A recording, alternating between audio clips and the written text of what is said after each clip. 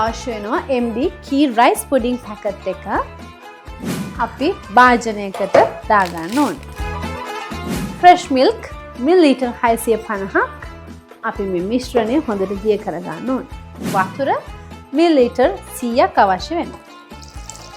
මේ තුනම හොඳට මිශ්‍ර කරලා උක්කු වෙනකන් ලිපේ රක් කරගන්න ඕනේ.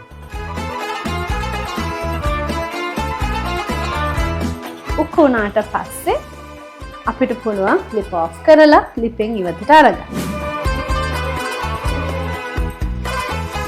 ගානිෂ් කරගන්න අපිට පුළුවන් saffron candy ඒ වගේම roasted almond flakes ටිකකුත් දාගන්න පුළුවන්. MD Kheer කියන්නේ ගුණවත් රසවත් ඒ වගේම ඉක්මනින් හදා ගන්න පුළුවන් dessert එකක්.